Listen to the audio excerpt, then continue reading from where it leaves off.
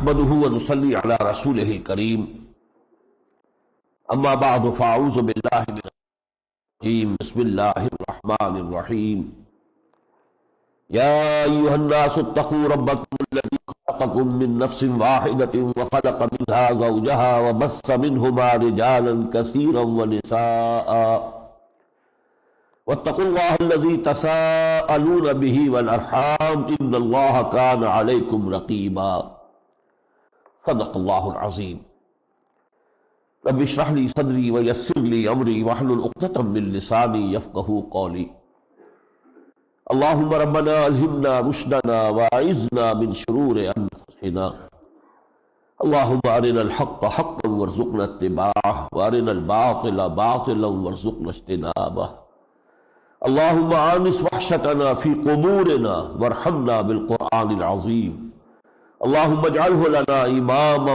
ونورا وهدى ورحمة اللهم ذكرنا منه ما نسينا وعلمنا منه ما جهلنا وارزقنا تلاوته آناء الليل وآناء النهار واجعله لنا حجة يا رب العالمين آمين۔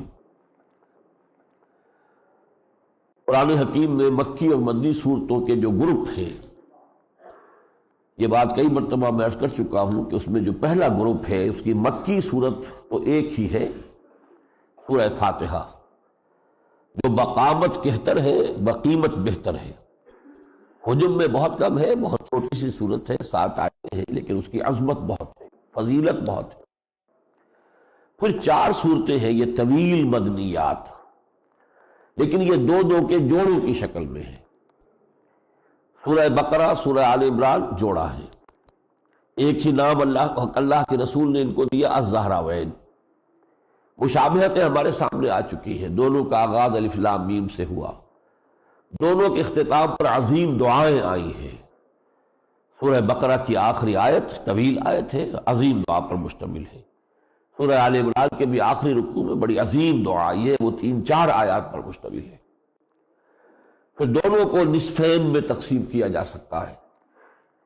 دونوں کے مضامین میں اس اعتبار سے ترتیب ہے کہ امت مسلمہ سے بھی خطاب ہے اور سابقہ امت مسلمہ سے بھی خطاب ہے۔ البتہ یہ فرق ہے کہ سورہ بقرہ میں صرف یہود سے خطاب ہے، نصارہ کا صرف ریفرنس ہے کہیں بہت ہی ضمنی انداز میں، لیکن یہ کہ سورہ آل عمران میں براہ راست نصارہ سے گفتگو ہوئی اور اس کے بعد پھر دونوں سے مشترک خطاب کیا گیا۔ سورہ بقرہ میں یا بنی اسرائیل سے خطاب ہوا تھا، لیکن سورہ آل عمران میں ہم دیکھ چکے ہیں یا اہل الکتاب، تو گویا کہ اس میں دونوں کو جمع کر لیا گیا۔ اور بھی بہت سے امور ہیں کہ جو نسبت زوجیت ہے اس کی وضاحت کرتے ہیں۔ ایک بات رہ گئی بتانے میں، اور وہ چونکہ میں نے جو پہلے دن تقریر کی تھی تعارف قرآن، اس میں بھی وہ بات رہ گئی تھی۔ سورہ بقرہ کی جو آخری 2 آیات ہیں یہ زمین پر نازل نہیں ہوئی، بلکہ یہ شب معراج میں حضور کو 7ویں آسمان پر عطا ہوئی، اور حدیث کے الفاظ یہ ہیں کہ یہ عرش باری تعالیٰ کے تحت اس کے نیچے جو عظیم خزانہ ہے اس کے یہ 2 عظیم موتی ہیں جو امت محمد صلی اللہ علیہ وسلم کے لیے بطور تحفہ اللہ تعالیٰ نے عطا کیے۔ آمن الرسول بما انزل الیہ من ربہ والمؤمنون سے لے کر اور سورہ کے اختتام تک یہ 2 آیتیں جو ہیں یہ شب معراج میں وہاں عطا ہوئی ہیں محمد رسول اللہ صلی اللہ علیہ وسلم۔ اب ہم اللہ کے نام سے جو دوسرا جوڑا ہے وہ شروع کر رہے ہیں، سورہ نساء اور پھر سورہ مائدہ۔ ان دونوں میں یہ قدر مشترک ہے کہ شروع میں نہ سورہ نساء کے نہ سورہ مائدہ کے نہ حروف مقطعات ہے، نہ کوئی اور تمہیدی بیان ہے، کوئی قرآن مجید کی عظمت کا بیان جیسا کہ دونوں ان صورتوں میں ہے، ان میں نہیں ہے۔ اختتام بھی ایبرپٹلی ہوا ہے۔ ان دونوں صورتوں میں 3 خطاب کے رخ ہیں۔ ایک خطاب ہے امت مسلمہ سے، مومنین صادقین سے، ایک خطاب ہے منافقین سے، ایک خطاب ہے اہل کتاب سے۔ جو پہلا ہے خطاب، اس میں در حقیقت شریعت محمدی صلی اللہ علیہ وسلم کی تکمیل ہو گئی ہے۔ کچھ احکام آخری سورہ نساء میں آ گئے اور آخری جو ہے ہر گوشے کے وہ پھر سورہ مائدہ میں آئیں گے۔ تو گویا کہ شریعت محمدی صلی اللہ علیہ وسلم جس کا بلو پرنٹ سورہ بقرہ میں تیار ہوا تھا، اس کی تکمیل ہوگی سورہ نساء اور سورہ مائدہ میں۔ اہل کتاب سے جو گفتگو ہوئی ہے اس میں ملامت کا انداز بھی تھا، دعوت کا انداز بھی تھا سورہ بقرہ اور سورہ آل عمران میں۔ ان دونوں صورتوں میں اب آخری درجے میں اتمام حجت ہے، خاص طور پر سورہ مائدہ میں آپ دیکھیں گے کہ اتمام حجت ان پر کر دی گئی۔ تیسرا جو میں نے عرض کیا ہے منافقون کا معاملہ، اس میں اصل میں ایک بات سمجھ لینے کی ہے کہ چونکہ منافق کوئی لیگل اینٹیٹی نہیں ہے، لیگلی تو کوئی مسلمان ہے یا کافر ہے، تو چونکہ منافق بھی مسلمان ہوتا ہے قانوناً، لہذا اس سے خطاب قرآن مجید میں کہیں یوں نہیں ہوا یا ایھا المنافقون، کہیں نہیں ہوا، بلکہ یا ایھا الذین آمنوا ہی ان کو بھی کور کرتا ہے۔ یہ اصل میں دیکھنے کی بات ہے قرآن پر غور کرنے والے کے لیے کہ یہ جو یا ایھا الذین آمنوا سے خطاب ہو رہا ہے، اس میں خطاب مومنین صادقین سے ہے یا منافقین سے، کیونکہ لفظ مشترک رہے گا دونوں کے لیے۔ جو خطاب کا صیغہ ہے وہ ایک ہی ہے، یا ایھا الذین آمنوا۔ ہم یوں کہیں گے کہ اہل ایمان جو ہے صحیح، ان کو تو ہم کہیں گے اے اہل ایمان، اے ایمان والو، اور منافقین کے بارے میں ترجمہ ہم کریں گے اے ایمان کے دعوے داروں، کہ دعویٰ تو تم بھی کر رہے ہو لیکن یہ کہ تم حقیقت ایمان سے جو ہے محروم ہو۔ تو اس حوالے سے لوگوں کو عام طور پر اندازہ نہیں ہوتا کہ خاص طور پر سورہ نساء جو ہے اس کا نصف میں، اس نصف آیات ہے، 88 آیات ہے جن میں روح سخن جو ہے منافقین کی طرف ہے، اور اس موضوع پر یہ قرآن مجید کی عظیم ترین صورت ہے۔ خطاب میں منافقین اور نفاق کی مختلف اقسام، اس کے مختلف اسباب بڑی تفصیل کے ساتھ اس سورہ مبارکہ میں آئے۔ باقی یہ کہ مسلمان معاشرہ ان بنیادوں کے اوپر اس کی تشکیل ہوگی، اس میں کیا ویلیوز ہیں جن کو پروموٹ کرنا مقصود ہے، کیا سوشل ایونز کا کانسیپٹ ہے اسلام کا جس کو ایریڈیکیٹ کرنا چاہیے، جن سوشل ایونز کو، یہ اصل میں سورہ نساء کا وہ موضوع ہے جس میں خطاب ہے مسلمانوں کی طرف مثبت انداز میں۔ بس اسی پر اکتفا کیجئے اور اب پڑھیے۔ یا ایھا الناس اتقوا ربکم الذی خلقکم من نفس واحدۃ وخلق منھا زوجھا، اے لوگو اپنے اس رب کا تقوی اختیار کرو جس نے تمہیں ایک جان سے پیدا کیا اور اسی جان سے اس کا جوڑا بنایا۔ یہ مضمون قرآن مجید میں بہت مرتبہ آیا، اس کا اصل مفہوم کیا ہے؟ اس کے ضمن میں ڈاکٹر رفیع الدین مرحوم کی جو رائے ہے اس سے مجھے اتفاق ہے، اور وہ یہ ہے کہ ہمیں معلوم ہے کہ اس پلینٹ پر، اس زمین پر جب حیات کا ظہور ہوا ہے، لائف ایک یونی سیلولر آرگنزم تھا، اسے امیبا کہے کچھ اور کہے، ایک سیل، اور اس کی ریپروڈکشن یہ ہوتی تھی کہ وہ سیل دو حصوں میں تقسیم ہو گیا تو گویا کہ ایک کے دو ہو گئے، اب وہ پیرنٹ سیل موجود نہیں رہا، ان کے تقسیم ہونے ہی سے دو بیٹے وجود میں آ گئے، دو کے وہ 4 ہو جائیں گے، 4 کے وہ 8 ہوں گے، 8 کے 16 ہوں گے۔ ریپروڈکشن جو ہے وہ اس انداز میں تھی۔ پھر تھوڑا سا آگے چل کر سیکس کا ظہور ہوا کہ اب یہ ایک میل ہے اور ایک فیمیل ہے، اور پھر ان دونوں کے امتزاج سے آگے نسل چلے گی، تو گویا کہ ابتداءً جان ایک ہی تھی اور اسی جان میں سے پھر اس کے جوڑے کا وجود ہوا ہے تدریجاً۔ میرے نزدیک جو بھی سائنسی اعتبارات سے ہمارے علم میں اضافہ ہوا ہے ماضی قریب میں، اس کی روح سے اس آیت مبارکہ کی یہ توجیہ اور یہ اس کا مدلول جو ہے بہت مناسب ہے۔ یا ایھا الناس اتقوا ربکم الذی خلقکم من نفس واحدۃ وخلق منھا زوجھا وبث منھما رجالا کثیرا ونساء۔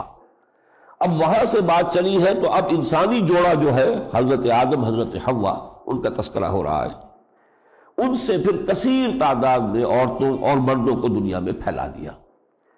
واتقوا اللہ الذی تساءلون بہ، اللہ کا تقوی اختیار کرو جس کا ایک دوسرے کو واسطہ دیتے ہو۔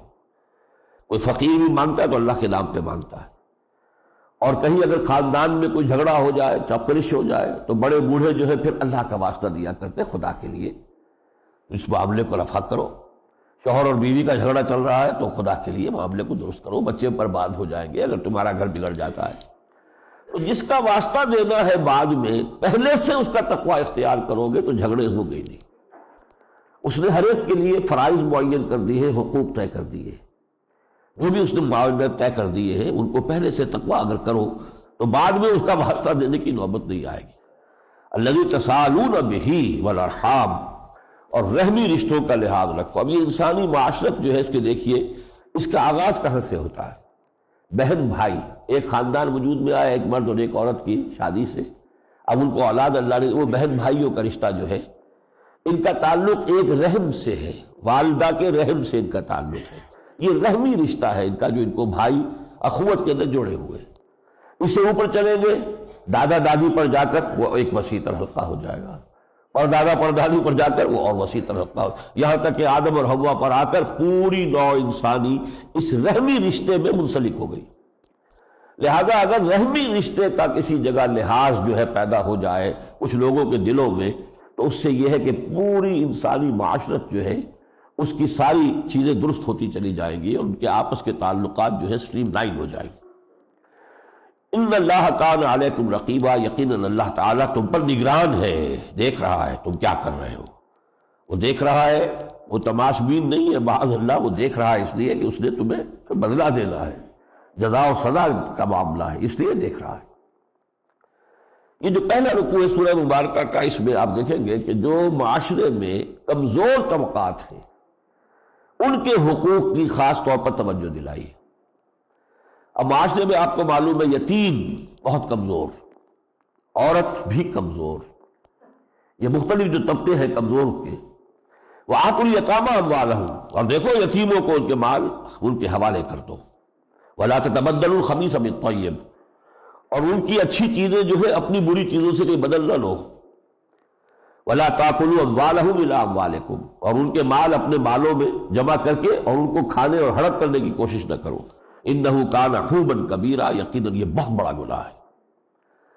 وَإِنْ خِفْتُمْ أَلَّا تُقْسِطُوا فِي الْيَتَامَىٰ، اور اگر تمہیں اندیشہ ہو کہ یتیم لڑکیوں کے تم حقوق ادا نہیں کر سکو گے، ظاہر بات ہے کہ معاشرہ جو تھا اس کا خیال کیجئے، خاندانی نظام میں جب کہیں شادی ہوتی تھی تو لڑکی کی حمایتی ہوتے تھے اس کے خاندان والے، اگر اس پر کوئی زیادتی ہو رہی ہے تو یہاں بھی معلوم ہے کہ اس کے بھائی بند ہیں، اس کے والدین ہیں، یتیم بچی اگر ہے تو اس کو گویا کہ وہ سہارا حاصل نہیں۔ اب وہ کیا کرتے تھے کہ کوئی یتیم کسی کی کفالت میں ہے تو اس سے خود ہی شادی کر لی، تاکہ کوئی اس کا پوچھ تاچھ کرنے والا تو ہے ہی نہیں، اب اس کے حقوق ادا کیے یا نہیں کیے، جس طرح بھی کیا، جو ظلم کیا، جو ظلم ڈھایا اس پر کوئی جو ہے باس پرس کرنے والا نہیں ہے، تو فرمایا تم پھر ان سے نکاح مت کرو، بلکہ فانکحوا ما طاب لکم من النساء مثنی وثلاث، اور عورتیں جو ہے جو تمہارے لیے جائز ہیں ان میں تم مزید شادیاں کر سکتے ہو، دو دو تین تین چار چار، یہ تعدد ازدواج کی آیت ہے قرآن مجید میں کہ چار آخری حد ہے۔ فَإِنْ خِفْتُمْ أَلَّا تَعْدِلُوا فَوَاحِدَةً، اور اگر تمہیں اندیشہ ہو کہ تم ایک سے زائد بیویوں میں عدل نہ کر سکو گے پھر ایک پر اکتفا کرو، اس لیے کہ ایک سے زائد شادی جو ہے وہ مشروط ہے عدل کے ساتھ۔ اس عدل میں بعد میں جا کر وضاحت ہو جائے گی کہ ایک چیز مستثنا ہے، ایک ہوتا ہے قلبی رجحان، کسی کی طرف قلبی میلان زیادہ ہے، اس پر انسان کا کنٹرول نہیں ہے، لیکن جو ناپ تول کی چیزیں ہیں وہ لازماً برابر دینی ہوگی، وقت دینا ہے برابر ہوگا، ہر بیوی کو اتنا ہی وقت دیا جائے گا جتنا کہ دوسری کو دیا جا رہا ہے، نان نفقہ ہے، خرچہ ہے، یا جو بھی کچھ ہے اس میں برابری لازم ہے۔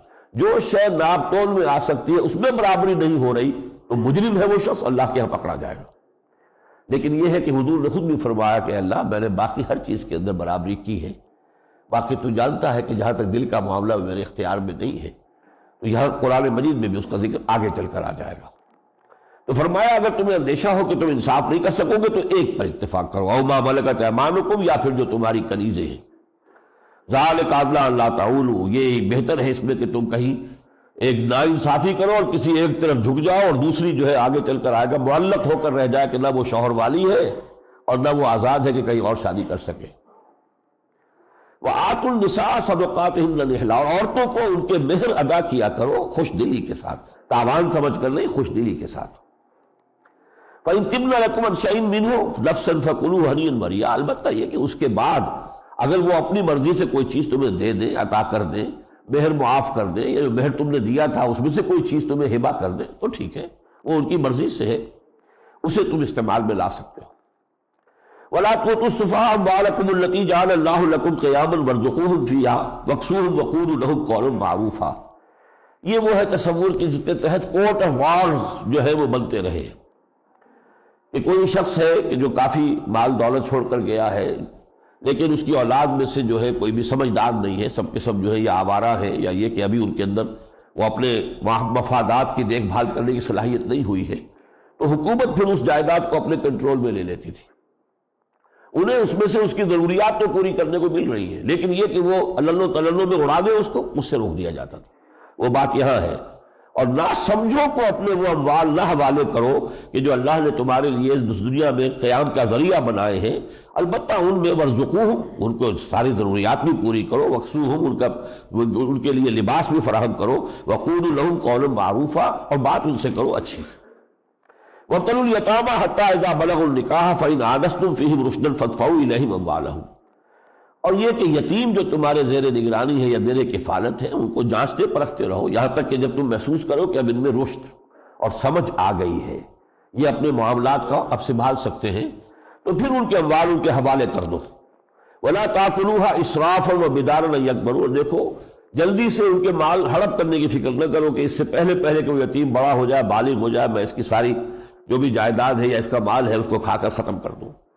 وَمَنْ كَانَ غَنِيًّا فَلْيَسْتَعْفِفْ، اگر یتیم کا ولی جو ہے وہ خود غنی ہے تو پھر وہ یتیم کے مال میں سے ایک پیسہ بھی نہ لے۔ وَمَنْ كَانَ فَقِيرًا، لیکن یہ کہ اگر کوئی شخص خود تنگ دست ہے، اب وہ وقت لگا رہا ہے یتیم کی بھی بات جو ہے اس کی نگرانی کر رہا ہے، اس کی دیکھ بھال کر رہا ہے، اس کے مال کی حفاظت کر رہا ہے، تو اس کو حق ہوتا ہے کہ فَلْيَأْكُلْ بِالْمَعْرُوفِ، کہ یتیم کے مال میں سے بھلے طریقے پر، صحیح طریقے پر، معقول انداز میں وہ کچھ استفادہ کر لے۔ یہ گویا کہ اس کا محنتانہ ہو جائے گا۔ اگر خود غنی ہے تو اس میں سے ایک پیسہ بھی نہ استعمال کرے، لیکن اگر فقیر ہے تو اس حد تک لے سکتا ہے۔ فَإِذَا دَفَعْتُمْ إِلَيْهِمْ أَمْوَالَهُمْ فَأَشْهِدُوا عَلَيْهِمْ، اور جب یتیموں کے مال ان کے حوالے کرو تو گواہ بنا لو۔ وَكَفَىٰ بِاللَّهِ حَسِيبًا، اور یقیناً اللہ تعالیٰ کافی ہے حساب لینے کے لیے۔ لِلرِّجَالِ نَصِيبٌ مِّمَّا تَرَكَ الْوَالِدَانِ وَالْأَقْرَبُونَ، مردوں کے لیے بھی حصہ ہے اس میں سے کہ جو چھوڑا ہو مال والدین نے یا اور قرابت داروں نے۔ یہ وصیت کا جو وراثت کا قانون ہے وہ آ رہا ہے، اس کی یہ تمہید ہے۔ لیکن یہ صرف مردوں ہی کا حصہ نہیں ہے، وَلِلنِّسَاءِ نَصِيبٌ مِّمَّا تَرَكَ الْوَالِدَانِ وَالْأَقْرَبُونَ، اسی طرح عورتوں کے لیے بھی حصہ ہے اس میں سے کہ جو ان کے والدین نے چھوڑا ہو، جو ان کا ترکہ ہو یا اور رشتہ داروں نے چھوڑا ہو۔ مِمَّا قَلَّ مِنْهُ أَوْ كَثُرَ، چاہے وہ مال یا جو چھوڑی گئی ہے وراثت وہ تھوڑی ہو یا زیادہ ہو۔ نصیبا مفروضا، یہ اللہ تعالیٰ کی طرف سے جو حصے ہیں وہ معین کر دیے گئے، فرض کر دیے گئے۔ اگلا رکوع جو ہے، دوسرا رکوع، یہ پورا کا پورا جو ہے قانون وراثت پر مشتمل ہے، اور یہ قرآن مجید کے اعجاز کا مقام ہے کہ 4 آیتوں میں اتنا مکمل قانون وراثت دیا ہے جس کی تشریح پہ بڑی بڑی والیومز لکھی گئی، بڑا اجمال ہے یہاں۔ میں اب اس وقت اس کی تفصیل میں نہیں جاؤں گا، لیکن صرف اس پوائنٹ کو میں چاہتا ہوں کہ میں ایمفیسائز کروں کہ اس پہ کس قدر زور اللہ نے دیا ہے کہ دیکھو اس معاملے میں کوئی سہل انگاری نہ ہو، کوئی سستی نہ ہو، تھوڑی ہو وراثت یا زیادہ ہو، تقسیم ہونی چاہیے بالکل اسی قانون کے مطابق، ضابطے کے مطابق جو ہم تمہیں دے رہے ہیں۔ مما قل منہ او کثر، چاہے وہ قلیل ہو چاہے بہت ہو، نصیبا مفروضا، یہ تو ہم نے ہماری طرف سے فرض کر دیے گئے یہ حصے جو ہے۔ آگے چل کر ایک جگہ کہا فریضۃ من اللہ، یہ اللہ تعالیٰ کی طرف سے فرض ہے، یہ نہ سمجھو کہ یہ صرف کوئی سفارش کی جا رہی، فرض ہے۔ ایک جگہ آگے فرمایا وصیۃ من اللہ، یہ اللہ کی طرف سے نہایت تاکید ہے۔ پھر آگے فرمایا تلک حدود اللہ، یہ اللہ کے حدود ہیں، ان کی پوری پابندی کرو۔ تو یہ ہے دوسرا رکوع اس کا۔ تو یہ جیسا کہ میں نے عرض کیا ہے 4 آیتوں میں پورا قانون وراثت ہے جو بہت ہی جامعیت کے ساتھ آ گیا ہے۔ اس کا یہ نقطہ ضرور سمجھ لیجئے کہ وراثت میں عورت کا بھی حصہ ہے، بیٹی کا بھی حصہ ہے، شوہر کی وراثت میں بیوی کا حصہ ہے، بیوی کی وراثت میں شوہر کا حصہ ہے، پھر والدین کے حصے ہیں، یہ سارے حصے ہیں، لیکن ایک اصول رکھا گیا ہے کہ عام طور پر عورت کا حصہ مرد کے مقابلے میں نصف ہے۔ اس کی وجہ صاف ہے، اسلامی معاشرے میں معاش کی پوری ذمہ داری مرد پر ڈالی گئی ہے۔ آپ کی بیٹی کسی کے گھر میں جائے گی، اس کی کفالت اس کا شوہر کرے گا، لیکن آپ کا بیٹا کسی کو بیاہ کر لائے گا، اس کی کفالت اس کے ذمہ ہوگی۔ لہذا جہاں تک وراثت کا معاملہ ہے، اگر عورت کا کوئی بھی حصہ نہ ہوتا تب بھی وہ بات معقول ہوتی اس نظام کے اعتبار سے کہ جب اس کے اوپر کوئی ذمہ داری ہے ہی نہیں، ذمہ داری تو ساری شوہر کے اوپر آنی ہے، اس پر تو کوئی ذمہ داری نہیں ہے، تو وراثت کاہے کے لیے؟ لیکن نہیں، یہ معاملہ جو ہے قرآن نے کیا ہے کہ عورت کو بھی وارث بنایا، البتہ یہ کہ اس کے اندر یہ فرق رکھا ہے کہ ان کا حصہ وراثت میں بالعموم نصف مرد کے مقابلے میں۔ تیسرے رکوع میں پھر اولاً تو جو معاشرے کے اندر جنسی بہرا-روی شروع ہو جاتی ہے، زنا ہے، لواطت ہے، سوڈمی یا زنا، اس کے بارے میں ابتدائی احکام آئے ہیں۔ میں اس وقت انہیں چھوڑ رہا ہوں اس لیے کہ تکمیلی احکام سورہ نور میں آئیں گے، تب ہم پڑھیں گے انشاءاللہ۔ اس کے بعد ایک عظیم آیت آئی ہے کہ جو توبہ کی حقیقت اور توبہ کی دو اقسام کا جو ہے بیان کر رہی ہے۔ انما التوبۃ علی اللہ للذین یعملون السوء بجہالۃ ثم یتوبون من قریب فاولئک یتوب اللہ علیہم وکان اللہ علیما حکیما۔ ایسے لوگوں کی توبہ قبول کرنا اللہ نے اپنے اوپر واجب کر لیا ہے۔ یہ بہت حوصلہ افزا بات ہے کہ جن سے خطا یا کوئی گناہ ہو جاتا ہے جہالت میں، نادانی میں، ناسمجھی میں، جذبات کے جو ابال کی کیفیت ہوئی اس میں ہو گیا، ثم یتوبون من قریب، لیکن فوراً ہوش میں آتے ہیں اور فوراً توبہ کرتے ہیں۔ اس قسم کا جو بھی معاملہ ہے اس میں اللہ نے فرمایا کہ ایسے لوگوں کی توبہ کا قبول کرنا ہم نے اپنے اوپر واجب کر لیا۔ انما التوبۃ علی اللہ، اللہ کے ذمے ہے۔ میں نے آپ کو بتایا اعلیٰ کا اور لام کا جو فرق ہوتا ہے، اپنے اوپر ذمہ داری لی ہے۔ انما التوبۃ علی اللہ للذین یعملون السوء بجہالۃ ثم یتوبون من قریب فاولئک یتوب اللہ علیہم وکان اللہ علیما حکیما۔ اللہ ان کی توبہ کو قبول فرمائے گا اور اپنی عنایت اور شفقت کے ساتھ ان کی طرف متوجہ ہو جائے گا، اور یقیناً اللہ تعالیٰ سب کچھ جاننے والا اور کمال حکمت والا ہے۔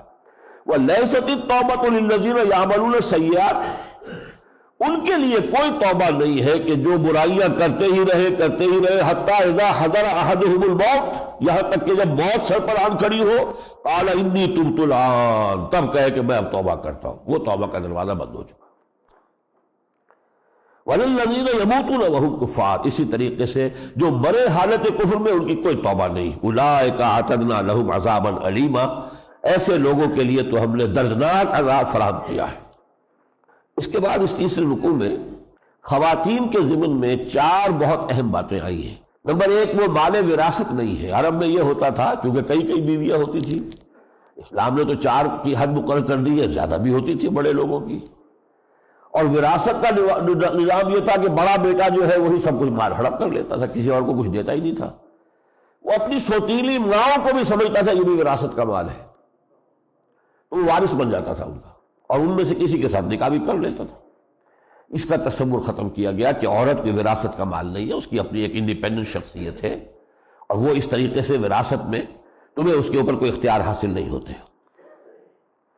دوسری بات یہ کہ اگر کہیں کوئی معاملہ جو ہے طلاق کی نوعیت کا ہو جائے تو جو بھی مہر دیا گیا ہو اس میں سے دھیلا بھی واپس لینا جو ہے اس کی اجازت نہیں ہے، وہ تو پورا کا پورا مہر ان کا ہو چکا ہے۔ اس کے ضمن میں تو یہاں تک فرمایا ہے کہ چاہے کسی نے قنطارن عطا کیا ہو، یعنی ڈھیروں سونا دیا ہو مہر کے اندر، اس میں سے واپس نہیں لے سکتا۔ اور اس آیت کے بارے میں یہ واقعہ آتا ہے کہ حضرت عمر رضی اللہ تعالیٰ عنہ نے ایک موقع پر مہر پر سیلنگ لگا دی تھی کہ اس سے زیادہ مہر نہیں مقرر کیا جائے گا۔ تو ایک خاتون نے حضرت عمر کو راہ چلتے ہوئے روک لیا، اے عمر تمہیں کیا حق پہنچتا ہے کہ ہمارے ایک حق کے اوپر پابندی لگاؤ، سیلنگ لگاؤ، جبکہ نہ اللہ نے لگائی نہ اس کے رسول نے لگائی۔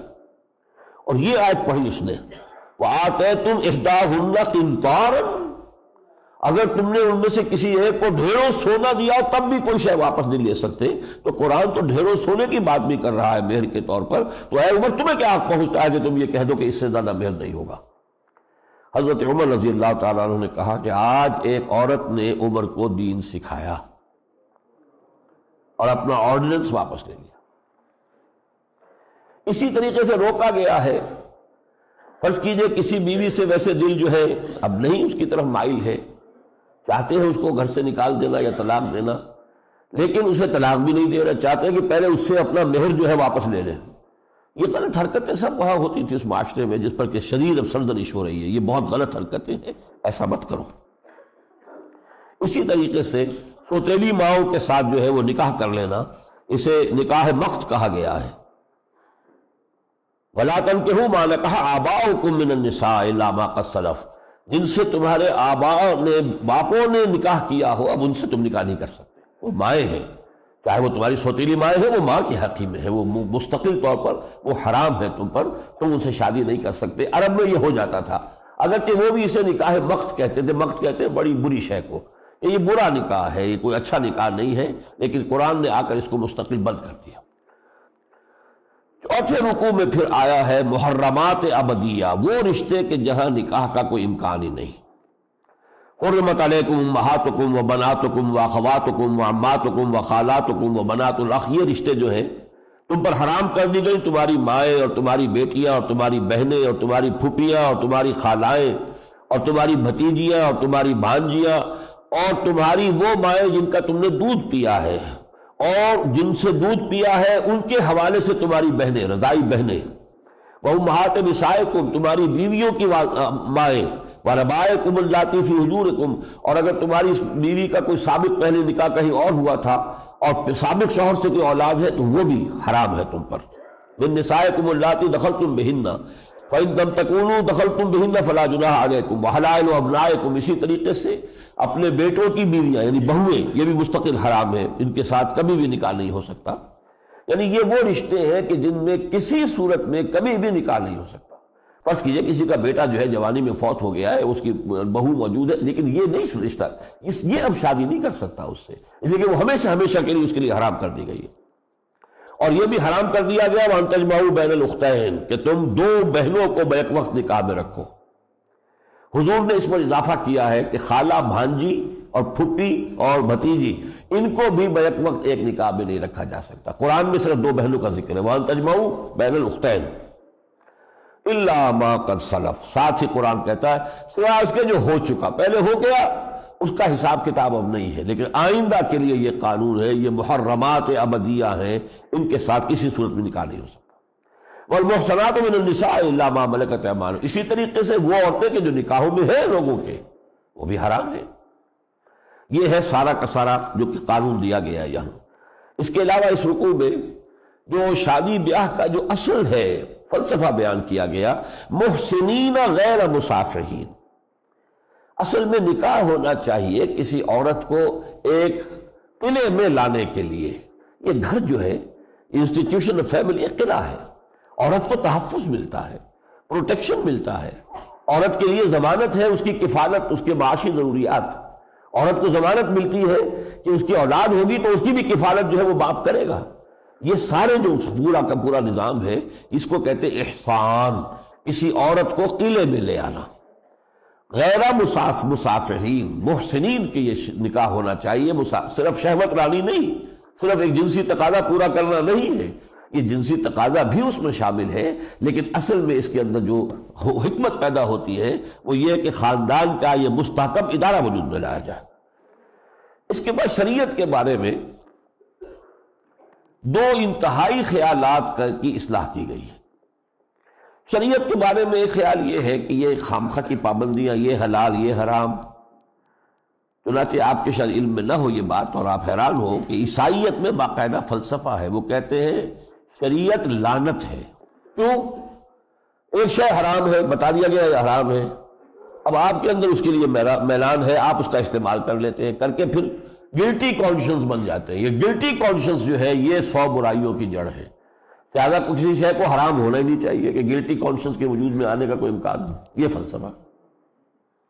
پھر یہ کہ باش طبائع پر ویسے بھی شاخ گزرتی، یہ پابندی یہ پابندی یہ پابندی یہ پابندی۔ ایک تو ہے یہ انتہا، دوسری انتہا یہ ہے کہ چھوٹی چھوٹی چیزوں کی اتنی اہمیت دے دی جاتی ہے کہ جو بالکل آؤٹ آف پروپورشن۔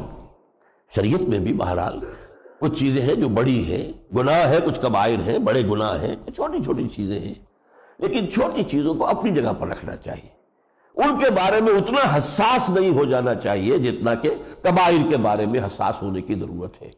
یہ ہمارے یہاں جن لوگوں کو ایک صاحب کا کیونکہ یہ انداز تھا، وہ تعبیر کیا کرتے تھے جنہیں تقویٰ کا ہیضہ ہو جاتا ہے، اب وہ چھوٹی سی چھوٹی چیز جو ہے اس کے اوپر بھی وہ لڑنے مرنے کو تیار ہو رہے ہیں۔ بھائی جو چیزیں چھوٹی ہیں انہیں رہنے دو، اس کے لیے اللہ تعالیٰ نے بھی یہ کہا ہے کہ ان چیزوں کے بارے میں اللہ جو ہے وہ گرفت نہیں کرے گا۔ یہ دونوں چیزیں آئی ہیں اس 5ویں رکوع میں۔ یرید اللہ لیبین لکم، دیکھو اللہ تعالیٰ چاہتا ہے کہ تمہارے لیے ہر چیز کو واضح کر دے، حلال حرام واجب فرض یہ ساری چیزیں واضح کر دے۔ وَيَهْدِيَكُمْ سُنَنَ الَّذِينَ مِن قَبْلِكُمْ، اور تمہاری جو ہے تمہیں متنبہ کر دے ان راستوں سے کہ جن پر تم سے پہلے لوگ چلتے رہے، غلط راستوں پر چلے، انہوں نے کیا کیا ان میں بدعات ایجاد کر لی، کیا کیا غلط راستے اختیار کر لیے۔ وَيَتُوبَ عَلَيْكُمْ، اور اللہ تعالیٰ چاہتا ہے تم پر عنایت فرمائے۔ واللہ علیم الحکیم، اور اللہ تعالیٰ علیم اور حکیم ہے، اس نے شریعت اس لیے تمہیں دی ہے۔ واللہ یرید ان یتوب علیکم ویرید الذین یتبعون الشہوات ان تمیلوا میلا عظیما، اللہ تو تم پر عنایتیں کرنا چاہتا ہے، اور جو لوگ اپنی خواہش نفس کی پیروی کرتے ہیں شہوات کی، وہ در حقیقت چاہتے ہیں کہ تمہیں سیدھے راستے سے ہٹا کر دور لے جائیں، تم جھک جاؤ، سیدھے راستے سے ہٹ جاؤ۔ یرید اللہ ان یخفف عنکم وخلق الانسان ضعیفا، اللہ تو تمہارے لیے آسانی پیدا کر رہا ہے، شریعت نے آسانیاں دی ہیں، شریعت نے تمہارے لیے راستے کھول دیے ہیں، ہر طرح کا جو بھی تقاضا فطرت انسانی میں ہے۔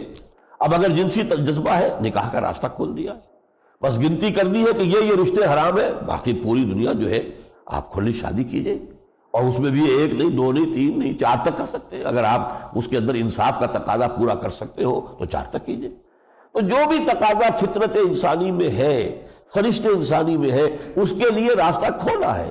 یہ نہیں ہے موناسٹسزم جس کو ہم کہتے ہیں، خانقاہی نظام، جو کرسچین موناسٹسزم جو ہے وہ بہت مشہور ہے، وہ سیلف انیہیلیشن، اپنے نفس کو تقاضوں کو کچلنا، یہ نہیں، اسلام میں نہیں ہے، سیلف کنٹرول ہے، اپنے نفس کے تقاضوں کو قابو میں رکھو کہ وہ ایک حد سے آگے بڑھنے نہ پائے، حرام میں منہ نہ مارے، یہ گھوڑا جو ہے حلال میں رہے، لیکن حلال کا راستہ جو ہے اس کو تنگ نہ کرو، جو اللہ نے حلال کا راستہ جتنا کشادہ رکھا ہے، جو لوگ اپنی طبیعت کی سختی کی وجہ سے اس میں تنگی کر لیتے ہیں وہ بھی بہت بڑے مجرم ہے شریعت کی نگاہ سے۔ شریعت کی روح سے جتنا بڑا جرم یہ ہے کہ کسی حرام شے کو آپ حلال کر لیں، اتنا ہی بڑا جرم یہ ہے کہ کسی حلال شے کو حرام کر دیں، اس لیے کہ حلال کا دائرہ اللہ نے جو بھی وسیع کیا ہے اس کو تنگ کرنا جو ہے اس کا مطلب تو یہ ہوگا کہ آپ لوگوں کو معصیت کی طرف ترغیب دلا رہے ہیں۔ تو یہ چیز ہے، خلق الانسان ضعیفا، اللہ جانتا ہے، اللہ خالق ہے کہ انسان کے اندر یہ کمزوریاں ہیں، لہذا اس کے لیے اس نے شریعت کا یہ راستہ جو ہے معین کر دیا ہے۔ اور اس کے بعد فرمایا ان تجتنبوا کبائر ما تنہون عنہ، یہ مضمون ویسے قرآن مجید میں 2 مرتبہ اور بھی آئے گا، اگر تم بڑے بڑے گناہوں کا جن سے تمہیں روکا جا رہا ہے اجتناب کرتے رہو، نکفر عنکم سیئاتکم، چھوٹی برائیاں جو ہے وہ ہم خود ہی دور کر دیں گے۔ یہ بڑی ہی یوں سمجھیے کہ نرمی والی باتیں ہیں، یہ سورہ والنجم میں بھی آئے گا یہ مضمون دوبارہ، یہ کئی جگہ پر یہ مضمون آیا ہے، اس لیے کہ جیسا کہ میں نے عرض کیا کچھ لوگوں کے اوپر یبوست اور خشکی جو ہے بے انتہا طاری ہو جاتی ہے، وہ جس کو ابھی میں نے کہا تقویٰ کا ہیضہ ہو جاتا ہے، پھر وہ چھوٹی چھوٹی چیزوں کے اوپر بھی مرنے مارنے پر تیار ہو جاتے ہیں۔ یہ ذہنیت کوئی صحت مند ذہنیت نہیں ہے۔ صحت مند ذہنیت یہ ہے کہ سینس آف پروپورشن برقرار رہے، جو شے جتنی بڑی ہے اس کو اتنا ہی بڑا رکھا جائے، جو شے جتنی چھوٹی ہے اسے اسی مقام پر رکھا جائے۔ ان تجتنبوا کبائر ما تنہون عنہ، اگر تم اجتناب کرتے رہو گے ان بڑے بڑے گناہوں سے جن سے تمہیں روکا جا رہا ہے، نکفر عنکم سیئاتکم، تو ہم تمہاری برائیاں جو بقیہ ہیں، چھوٹی چیزیں ہیں، غلطیاں ہیں، ہو جاتی ہیں، الا اللمم کا لفظ آیا سورۃ النجم میں، تو ان کو ہم معاف کرتے رہیں گے، وندخلکم مدخلا کریما، اور تمہیں بڑی باعزت جگہ پر داخل کریں گے، جنت جو ہے اس سے زیادہ باعزت جو ہے اور ٹھکانہ کون سا ہوگا۔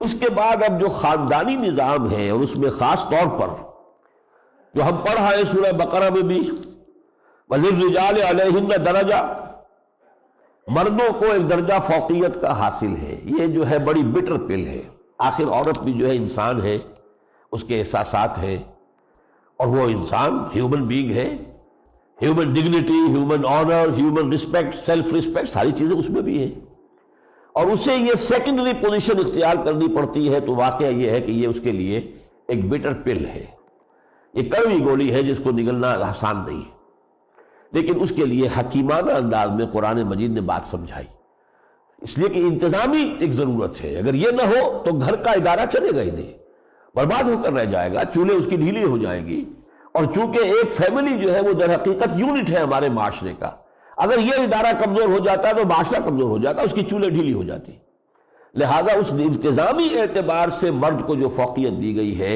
اس کو ذہناً جو ہے خواتین کو تیار کرنے کے لیے کہ اس کو قبول کر لیں، بڑی حکمت کے ساتھ باتیں آ رہی ہیں. مثلا پہلی بات آ رہی ہے وَلَا تَتَمَنَّوْا مَا فَضَّلَ اللَّهُ بِهِ بَعْضَكُمْ عَلَى بَعْضٍ، اور جس چیز میں اللہ نے تم میں سے کسی ایک کو دوسرے پر فضیلت دے دی ہے اس کی تمنا نہ کیا کرو.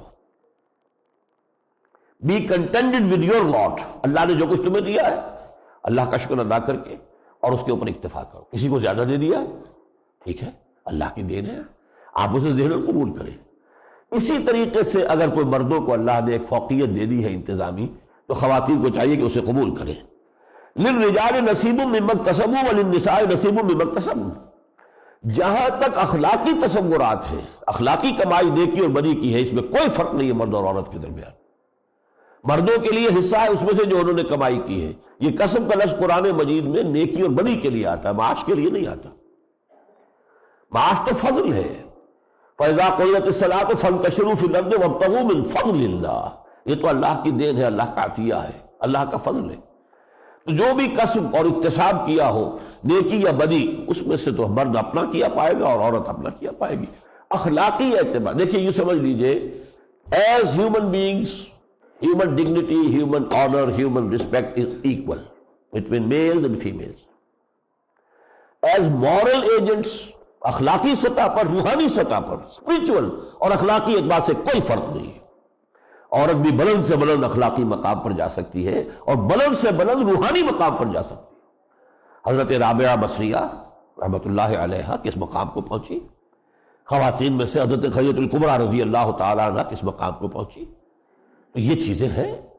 تو مورل بھی اور اسپرچول بھی کوئی بار نہیں ہے ان کے لیے. البتہ یہ انتظامی گھریلو معاملات کے اندر اس ادارے کے لیے جو ہے کچھ کرنا پڑے گا. وَاسْأَلُوا اللَّهَ مِنْ فَضْلِهِ إِنَّ اللَّهَ كَانَ بِكُلِّ شَيْءٍ عَلِيمًا. باقی یہ کہ اللہ سے اس کے فضل کا سوال کرتے رہا کرو. اللہ نے کسی اور کو کوئی چیز زیادہ دے دی، تمہیں کوئی اور شے زیادہ دے دے گا، بھاگو اس سے. اس کے خزانے جو ہے فضل کے وہ کوئی محدود تو نہیں ہے. اب یہ ساری تمہید تیار کر کے وہ آیت آئی ہے. یہ قرآن مجید کا تدریجی انداز ہے. للرجال علیہن درجہ سورہ بقرہ میں ہم پڑھا ہے ولا تتمنوا ما فضل اللہ بعضکم علی بعض، اور للنساء نصیب مما اکتسبن وللرجال نصیب مما اکتسبوا. اب آئی بات الرجال قوامون علی النساء. بس یہ سب سے کڑوی بات ہے جو ہماری آج کل کی وہ جو فیمنزم کی تحریک کی جو علم بردار ہیں عورتیں، یہ کبھی ان کے حلق سے نیچے نہیں اتر سکتے. مرد عورتوں پر حاکم ہے. قوام علی، قام علی، علی کا ذہن میں رکھیے، کسی کے اوپر ہونا. الرجال قوامون علی النساء بما فضل اللہ بعضهم علی بعض، بنائے اس فضیلت کے جو اللہ نے بعض میں سے بعض کو دی ہے. وبما انفقوا، اور بسبب اس کے جو وہ خرچ کرتے ہیں. دیکھیے نکاح جو ہے مرد کی بھی ضرورت ہے، عورت کی بھی ضرورت ہے. عورت کی بھی ضرورت ہے کہ نکاح ہو اس کا، آخر جنسی زندگی اس کی بھی ہے، اس کے بھی تقاضے ہیں، مرد کے بھی ہے. لیکن مرد مہر دیتا ہے، عورت مہر لیتی ہے. فرق ہو گیا کہ نہیں ہو گیا؟ اسی طریقے سے ایک گھر کا بندوبست ہے، سارا معاش کا معاملہ کفالت کا جو بوجھ ہے وہ مرد اٹھاتا ہے. تو بما انفقوا، ایک تو اللہ تعالیٰ نے فطری طور پر مردوں کو ایک فضیلت دے دی. نمبر دو، سارا خرچ ان کے ذمہ ہے. الرجال قوامون علی النساء بما فضل اللہ بعضهم علی بعض وبما انفقوا من اموالهم. فالصالحات قانتات حافظات للغیب بما حفظ اللہ. نیک بیویاں وہ ہیں، آئیڈیل عورت اللہ کی نگاہ میں کون ہے؟ جو قانتات، شوہروں کی فرما بردار ہو. حافظات للغیب، پیٹھ پیچھے حفاظت کرنے والیاں. ظاہر بات ہے کہ گھر میں وہ رہتی ہیں جو شوہر ہیں، مرد ہیں، وہ باہر کام میں لگے ہوئے ہیں، گئے ہیں. اب ان کے مال کی بھی اور ان کی عزت کی بھی محافظ جو ہے وہ عورت ہے گھر میں، ان کی غیر موجودگی میں حفاظت کرنے والی ہے. فالصالحات قانتات حافظات للغیب بما حفظ اللہ. اور یہ ہے در حقیقت وہ نظام کہ جو اللہ تعالیٰ نے عطا فرمایا ہے. اس کو ذہن قبول اگر نہیں کیا جائے گا تو ظاہر بات ہے کہ پھر خاندانی نظام کی جب چولیں ڈھیلی ہو جائیں گی، اور خاندانی نظام کی چولیں ڈھیلی ہوگی تو پورے معاشرے میں فساد ہوگا. ظہر الفساد فی البر والبحر. اس کے بعد فرمایا وَإِنْ خِفْتُمْ شِقَاقَ بَيْنِهِمَا. اگر تمہیں اندیشہ ہو جائے کہ یہ زدم زدہ پر آ گئے ہیں، یہ میاں بیوی جو ہے، یہ جو ہے اب ان کا آسان کام نہیں ہے، ان کی مفاہمت نہیں ہو رہی ہے.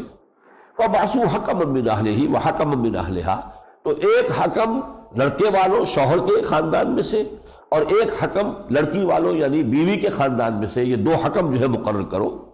ان یریدا اصلاحا، اگر وہ دونوں چاہتے ہوں گے کہ اصلاح ہو جائے تو یوفق اللہ بینہما، اللہ تعالیٰ ان دونوں کے مابین موافقت پیدا کر دے گا۔ ان اللہ کان علیما خبیرا، یقیناً اللہ تعالیٰ سب کچھ جاننے والا اور باخبر ہے۔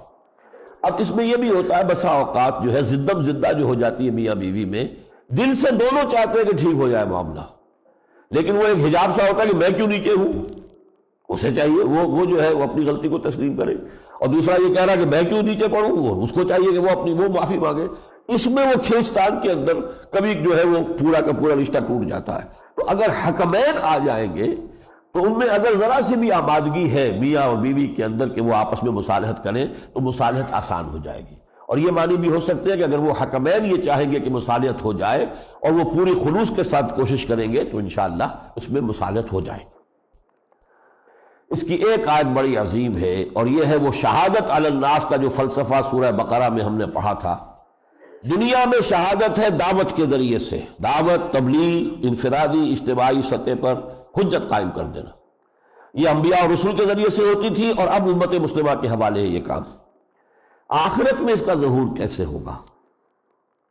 ہر قوم کی طرف جو رسول بھیجا گیا اس قوم کا محاسبہ شروع ہوگا تو پہلے رسول کھڑے ہو کر ٹیسٹیفائی کرے گا، اے اللہ تیرا پیغام جو مجھ تک آیا تھا میں نے پہنچا دیا تھا، اب یہ ذمہ دار ہے، now they are responsible, they are accountable.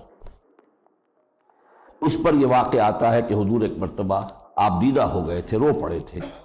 حضرت عبداللہ ابن مسعود رضی اللہ تعالیٰ عنہ سے آپ نے فرمائش کی مجھے قرآن سناؤ، انہوں نے کہا آپ کو سنا وہ آپ پر تو نازل ہوا ہے، فرمایا ہاں لیکن دوسروں سے سن کر مجھے کچھ اور کیف حاصل ہوتا ہے۔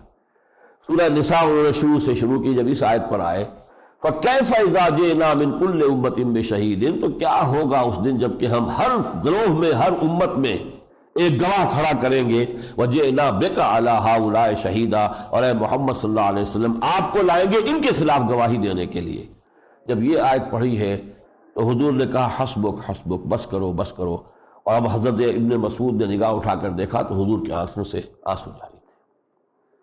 یومئذ یود الذین کفروا وعصوا الرسول، اس دن وہ لوگ چاہیں گے کہ جنہوں نے کفر کیا تھا اور رسول کی نافرمانی کی تھی، لو تسویٰ بہم الارض، کہ کسی طرح زمین پھٹ جائے وہ اس میں سما جائے اور پھر اوپر برابر کر دی جائے، ولا یکتمون اللہ حدیثا، اور اس دن وہ کوئی شے اللہ سے چھپا نہیں سکیں گے۔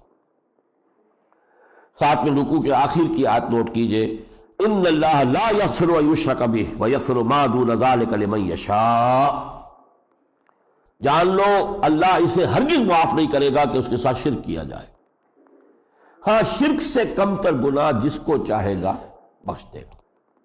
یہ بھی کھلا لائسنس نہیں ہے کہ اس سے کم تر جو گناہ چاہو تم کرتے رہو، اگر اللہ چاہے گا تو بخش دے گا، اس کی امید ہے، لیکن شرک کی نہیں ہے۔ البتہ اس میں پھر بہت ضرورت ہے کہ شرک کی اصل حقیقت، اس کی وسعت، کن کن چیزوں میں شرک ہے، اس موضوع پر میرے ایک گھنٹے کے 6 لیکچرز کے کیسٹس ہیں، حقیقت و اقسام شرک، میں صرف ان کا تذکرہ کر رہا ہوں، اللہ تعالیٰ آپ کو اگر اس کا ارادہ عطا کر دے تو پھر ان کو سنیے۔ اس کے بعد آیات 58 59 جو ہے 2 عظیم ترین آیات آ رہی ہیں سورہ مبارکہ میں، اور یہ مسلمانوں کی سیاسی زندگی اور ملی زندگی کے لیے بہت اہم جو ہے وہ ہدایات ہیں۔ ان اللہ یامرکم ان تؤدوا الامانات الی اہلھا، اللہ تمہیں حکم دیتا ہے کہ امانتیں ان کے اہل لوگوں کے سپرد کرو۔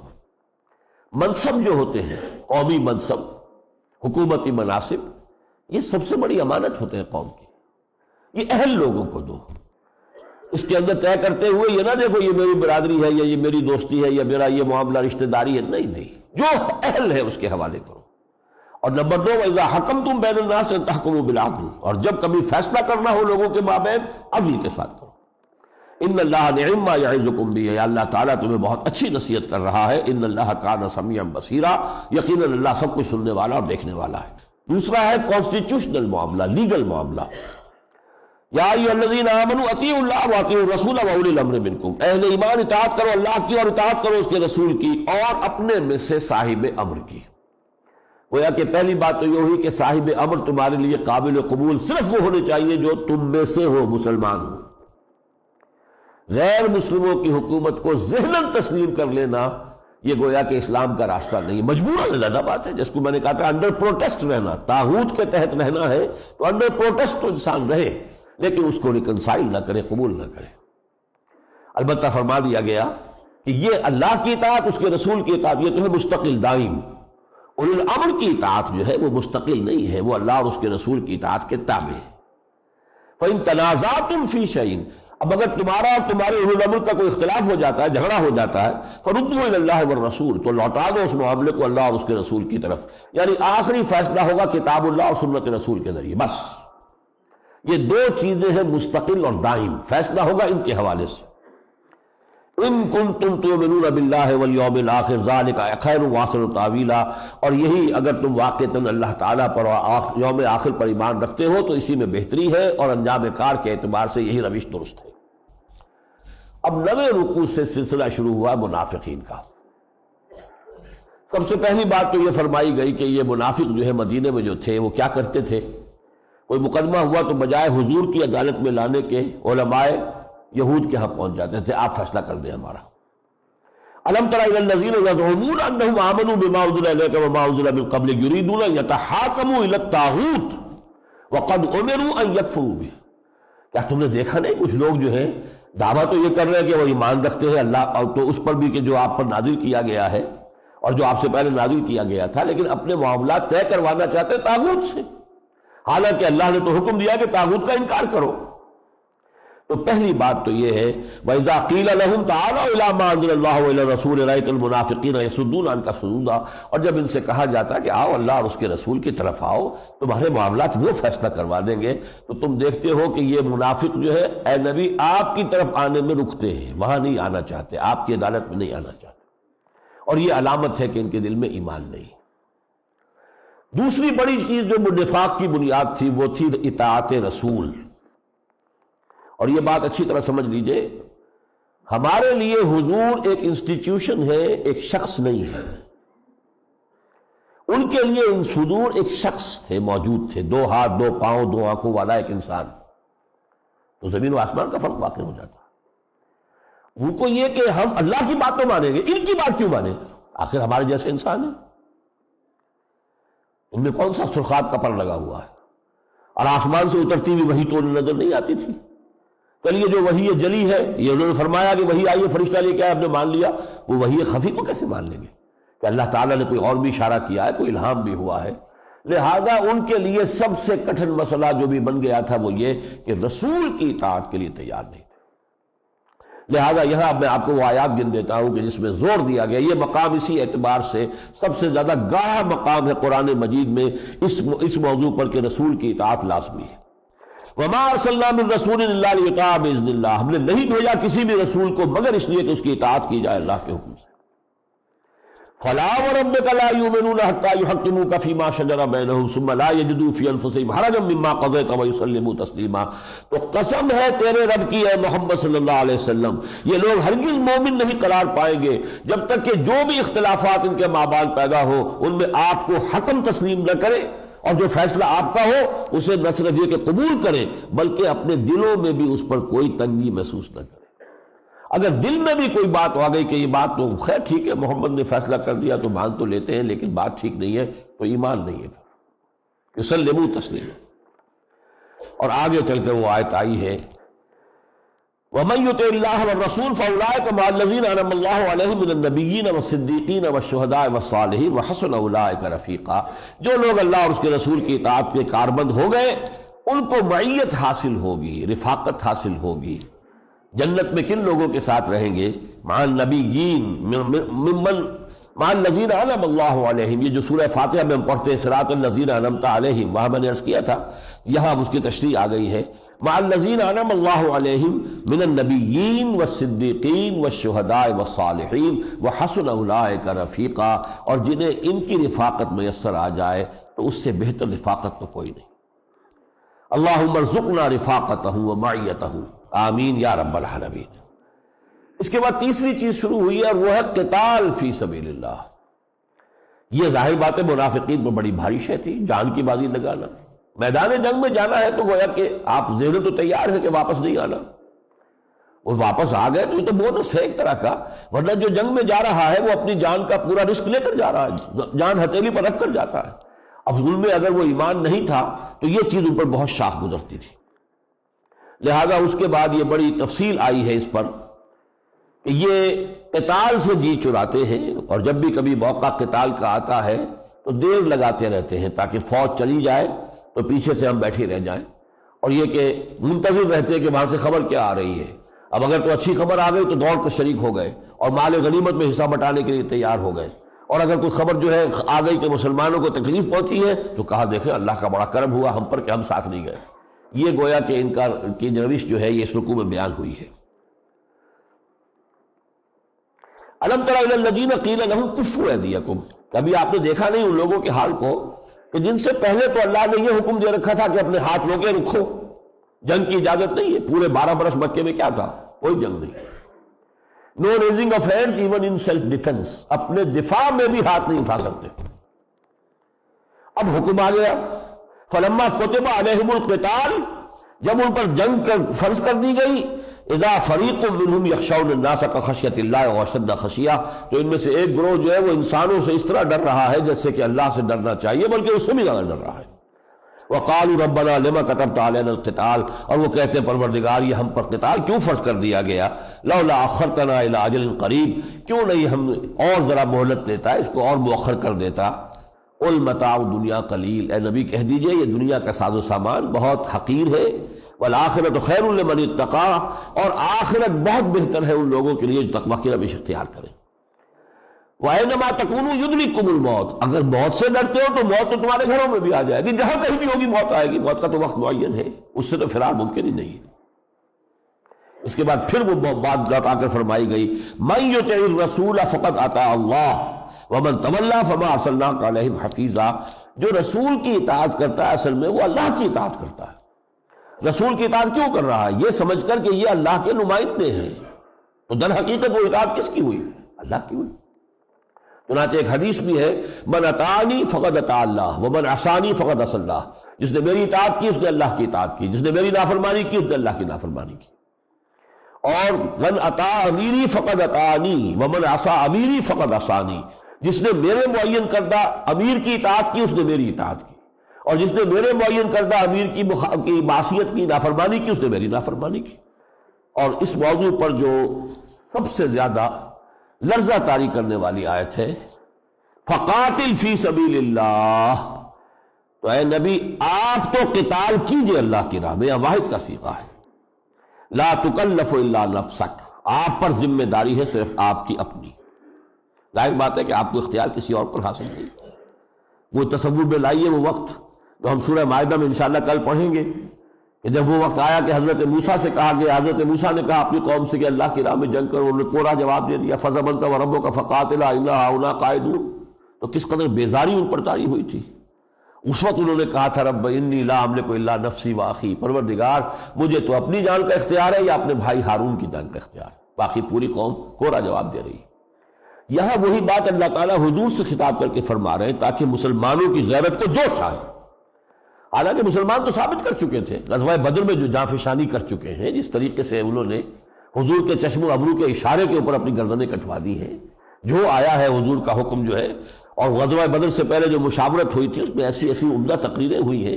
حضرت مقداد بن الاسود نے یہی کھڑے ہو کر کہا تھا اس مشاورت میں غزوہ بدر سے پہلے جو ہوئی کہ حضور ہمیں موسیٰ کے ساتھیوں پر قیاس نہ کیجئے، ہم موسیٰ کے ساتھی نہیں محمد کے صحابی ہیں صلی اللہ علیہ وسلم، خدا کی قسم جو آپ کا منشا وہ پورا کیجئے اور آپ انشاءاللہ ہم سے اللہ تعالیٰ آپ کو آنکھوں کی ٹھنڈک عطا فرمائے گا۔ اور ہوا تو حضور کا، لیکن یہاں پر مسلمانوں کی غیرت ایمانی کو جھجوڑنے کے لیے فقاتل فی سبیل اللہ لا تکلف الا نفسک، تو قتال کرو اللہ کی راہ میں، اے محمد صلی اللہ علیہ وسلم آپ تو کریں، آپ پر ذمہ داری اپنی ہے۔ وحرض المؤمنین، اہل ایمان کو تحریض، انہیں پرسویشن جو بھی ہو سکتی ہے اس کے لیے آپ ہر طریقہ اختیار کیجئے۔ اور یہ اچھی طرح نوٹ کر لیجئے کہ ہر صاحب ایمان پر جنگ کے لیے نکلنا فرض صرف غزوہ تبوک کے موقع پر ہوا ہے، باقی صرف پرسویشن تھی، لازم نہیں تھا۔ لازم ہر صاحب ایمان کے لیے جانا ضروری ہے جنگ میں، وہ صرف غزوہ تبوک کے موقع پر ہوا ہے سن 9 ہجری میں۔ لہذا پرسویشن، اللہ کی راہ میں نکلو، جانے دو، اللہ کی راہ میں اپنی قربانیاں دو۔ اس کے بعد اس رکوع میں دو چیزیں آ رہی ہیں کہ جو تمدنی اعتبار سے، معاشرتی اعتبار سے یوں سمجھیے کہ آداب میں سے ہے۔ من یشفع شفاعۃ حسنۃ یکن لہ نصیب منہا، جو کوئی بھی کہیں اچھی سفارش کرتا ہے، کسی شخص کا کوئی کام ہے اور اس کے لیے آپ کسی کے پاس جا کر سفارش کرتے ہیں، کام جائز ہو، صحیح ہو، اور اس کے مطابق تھوڑی سی اس کے ساتھ جو ہے آپ اپنی تائید شامل کرتے ہیں تو اس کا وہ مسئلہ حل ہو جاتا ہے، یہ شفاعت حسنہ ہے۔ من یشفع شفاعۃ حسنۃ یکن لہ نصیب منہا، جو کوئی بھی ایسی سفارش، اچھی سفارش دنیا میں کرتا ہے، اس کو اس میں سے ثواب ملے گا، اجر ملے گا۔ ومن یشفع شفاعۃ سیئۃ، اور جس شخص نے بھی سفارش کی، بری سفارش، کسی غلط کام کے لیے، کسی کی حق تلفی اس میں ہو رہی ہے اور جا رہے ہیں اور جا کر اپنی سفارش سے جو دباؤ ڈال رہے ہیں، تو فرمایا یکن لہ کفل منہا، تو اس گناہ میں وہ بھی شریک ہو جائے گا، اس کے عذاب کا حصہ ان کو بھی ملے گا۔ وَكَانَ اللَّهُ عَلَىٰ كُلِّ شَيْءٍ مُقِيتًا، اور اللہ تعالیٰ تو ہر چیز پر قدرت رکھتا ہے۔ دوسرا وَإِذَا حُيِّيتُم بِتَحِيَّةٍ فَحَيُّوا بِأَحْسَنَ مِنْهَا أَوْ رُدُّوهَا، جب تمہیں کوئی دعا دی جائے، اب یہ جو ہے اصل میں ہم کہتے ہیں السلام علیکم، یہ بھی ایک دعا ہے۔ عربوں میں پہلے رواج صرف ایک تھا، حیاک اللہ، اللہ تمہیں زندگی دے۔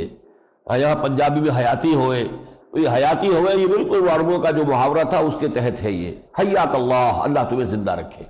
تو تحیہ یہ دعا، یہ گریٹنگ کا ان کا اسلوب تھا، لہذا جو بھی ہے گریٹنگ اس کے لیے لفظ تحیت آیا ہے۔ وَإِذَا حُيِّيتُم بِتَحِيَّةٍ، جب تمہیں کوئی گریٹنگ کی جائے، تمہیں کوئی دعا دی جائے، کوئی اچھا کلمہ تمہیں کہا جائے، فَحَيُّوا بِأَحْسَنَ مِنْهَا أَوْ رُدُّوهَا، تو اب جواب میں اس سے بہتر کلمہ کہو یا کم سے کم اس کے برابر ہے۔ یعنی اگر کسی نے السلام علیکم کہا ہے اور آپ نے والسلام، وعلیکم السلام، نہیں، ٹھیک نہیں ہے۔ وعلیکم السلام ورحمۃ اللہ، ایک چیز کا اضافہ کیجیے، لوٹائیے۔ ہدیہ بھی اگر ہوتا ہے تو اگر ہدیہ کہیں لوٹاتے ہیں آپ تو اس میں کوئی چیز کا اضافہ کرتے ہیں۔ بِأَحْسَنَ مِنْهَا أَوْ رُدُّوهَا، باقی یہ کہ کچھ لوگ سلام، بس یہ سلام نہیں ہے، اسلامی سلام جو ہے السلام علیکم پورا جملہ، اور پھر یہ وعلیکم السلام ورحمۃ اللہ، آگے اللہ تعالیٰ اور توفیق دے وبرکاتہ۔ تو یہ ہے وَإِذَا حُيِّيتُم بِتَحِيَّةٍ فَحَيُّوا بِأَحْسَنَ مِنْهَا أَوْ رُدُّوهَا إِنَّ اللَّهَ كَانَ عَلَىٰ كُلِّ شَيْءٍ حَسِيبًا، یقیناً اللہ تعالیٰ ہر چیز کا حساب لے گا۔ یہ چیزیں بھی اللہ تعالیٰ کے ہاں حساب کتاب میں آتی ہیں، یہ بھی انسانی معاملات ہیں، دین ہے، اس کے اثرات پڑتے ہیں۔ حضور کی ایک حدیث ہے بڑی پیاری، لن يدخل الجنہ، لن تدخلوا الجنہ حتی تؤمنوا ولن تؤمنوا حتی تحابوا، دیکھو مسلمانوں تم جنت میں داخل نہیں ہو سکو گے جب تک کہ تمہارے اندر حقیقی ایمان نہ ہو، اور تمہارے اندر حقیقی ایمان نہیں ہو سکتا جب تک کہ تم آپس میں محبت نہ کرو اہل ایمان۔ افلا ادلکم علی شیء اذا فعلتموہ تحاببتم، تو کیا میں تمہیں بتاؤں وہ شے کہ اگر اس پر عمل پیرا ہو جاؤ تو تمہارے مابین محبت پیدا ہو جائے گی۔ افشوا السلام بینکم، اپنے مابین سلام کثرت کے ساتھ پھیلاؤ۔ قیلاً سلاما سلاما، جیسے کہ جنت میں قیلاً سلاما سلاما ہر طرف سے سلام ہی کی جو ہے صدائیں آ رہی ہوگی، ایسے ہی اسلامی معاشرے کے اندر یہ السلام علیکم کی دعا جو ہے یہ گونجتی رہنی چاہیے۔